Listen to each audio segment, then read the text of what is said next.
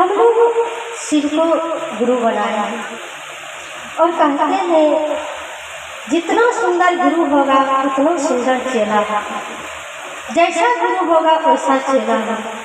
लेकिन आज हम लोग को दुख का कारण है, जितना सुंदर मेरे गुरु है उतना सुंदर हम लोग नहीं है।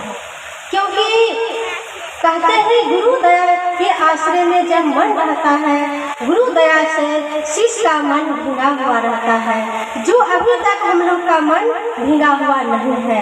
कैसे होगा?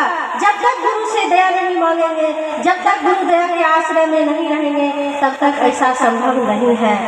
कहते हैं गुरु जीवन के मार्ग से बचाते हैं और गुरु जीवन के साथ और जीवन के बाद वही मेरे साथ रहेंगे, अन्यथा कोई नहीं रहेंगे। क्योंकि साहब ने लिखे हैं श्रद्धा और विश्वास, और श्रद्धा और विश्वास भी अगर महेश्वर शिव को गुरु बनाते हैं तो अंकुरित और पल्लवित और पुष्पित होंगे। तो जो शिष्य होगा वही पुष्पित और पल्लवित होगा, शिष्य नहीं होंगे तो नहीं हो सकते हैं।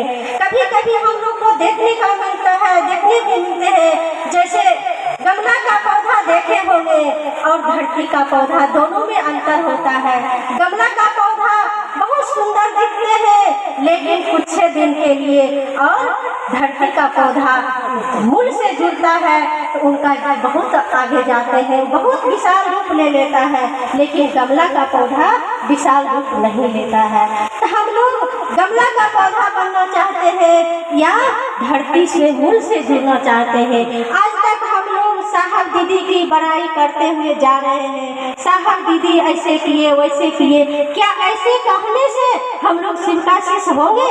नहीं हो सकते हैं। क्योंकि साहब कहे हमने चांद को अंगुली से इशारा किया, चांद की तरफ केवल अंगुली से इशारा किया कि चांद ऊपर है।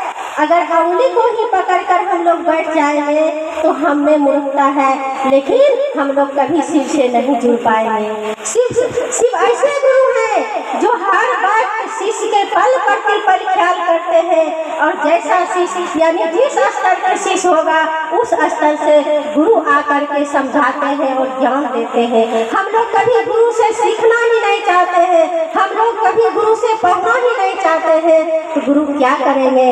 हम लोग थोप देते हैं, जाने साहब दीदी, जाने महादेव, ये कहने से काम नहीं चलेगा। क्योंकि एक शिष्य की जिम्मेदारी होती है, एक शिष्य की उत्तरदायित्व होते हैं जो आज तक हम लोग नहीं लिए हैं, और नहीं लेंगे तो शिष्य नहीं हो सकते हैं। आज साहब को ही करना रहता तो एक पल में सबको शिष्य बना देते, लेकिन आज हम लोगों को कहे हैं खुद शिष्य बनिए और लोगों को बनाइए। तो जब हम खुद शिष्य बनेंगे तभी न किसी की बनाएंगे, और खुद नहीं बनेंगे तो किसी को हम कैसे शिष्य बना सकते हैं?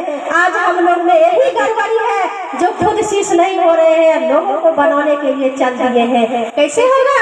साहब एक कहानी कहकर सुनाया करते थे, जे एक गाड़ी ड्राइवर है, वो सारे लोग को सिखाते हैं कि कैसे गाड़ी चलाना है, कैसे हेलमेट दबाना है, कैसे गियर दबाना है। और साहब कह रहे थे कि हम उसको गौर से देख रहे थे, इतना सुंदर गाड़ी चलाने के लिए इसके पास इतना नॉलेज कहाँ से आया, कैसे इसके पास ज्ञान है। और जब सारे लोग चले गए तब बोलते हैं भाई साहब आप कब से गाड़ी चलाते हैं? और बोलते हैं हम कभी गाड़ी नहीं चलाए हैं। साहब उसी जगह समझ गए, अरे हम तो सोचते हैं जो सुंदर बातें कर रहे हैं, जो सुंदर अच्छे बात बोलते हैं वो तो शिव का शिष्य होगा, लेकिन नहीं, जब खुद शिष्य नहीं हो सकते हैं तो किसी को शिष्य नहीं बना सकते। आज हम लोग में यही गड़बड़ी है। कहते हैं जब खुद का पेट भरता है तब किसी के बारे में सोचते हैं कि फल्ला खाए कि नहीं खाए, फल्ला कोई चीज हुआ कि नहीं हुआ। और जब हम भूखे रहेंगे तो किसी को खाना खिला सकते हैं? नहीं खिला सकते हैं। हे भाई बहन, इस चीज को समझिए।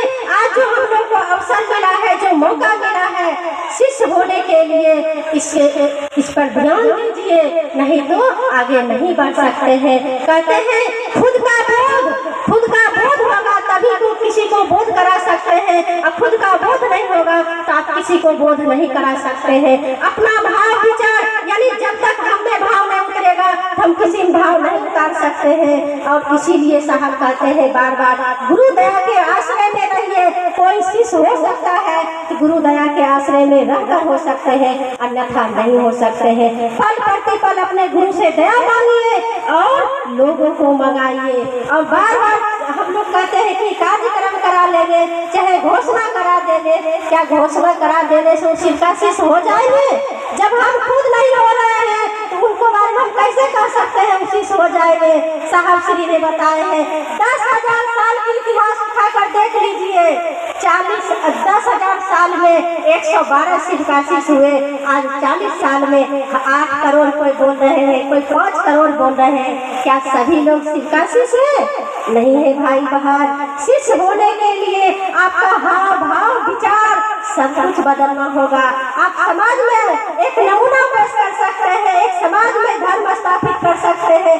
पहले आप गुरु को महत्व दीजिएगा, तभी किसी से उम्मीद कर सकते हैं। परिवार में आप उम्मीद कर सकते हैं कि मेरे गुरु को गरिमा बढ़े, मेरे गुरु के मान सम्मान बढ़े।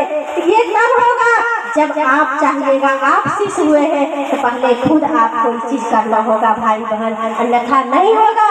अन्यथा हम लोग खूब चर्चा तो कर रहे हैं, लेकिन आज हम एक चीज और देख रहे हैं, मंच पर आते हैं, बहुत सुंदर बात करते हैं, उसके बाद उतर कर जाते हैं, आपस में गप करने लग जाते हैं। यहाँ क्यों आए हैं?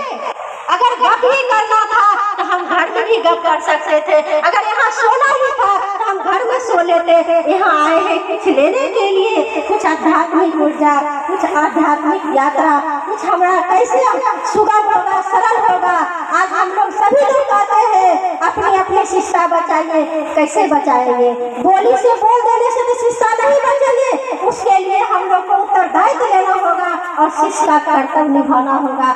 हमें गुरु के प्रति क्या कर्तव्य है, हमें गुरु के प्रति हमें कैसे सजग रहना है, सरल रहना है, संवेदनशील रहना है। हे भाई बहन, जब तक ऐसा नहीं होगा तब तक नहीं कर सकते हैं। और कहते हैं जब वाणी को बीना बनाइएगा तो संगीत देगा जीवन में, और वाणी को अगर बाण बना लीजिएगा तो जीवन में महाभारत होगा। हम इसी वाणी के साथ अपन वाणी गुरु चरण रखते हुए सारे भाई बहन को प्रणाम करती हूँ। मेरा प्रणाम।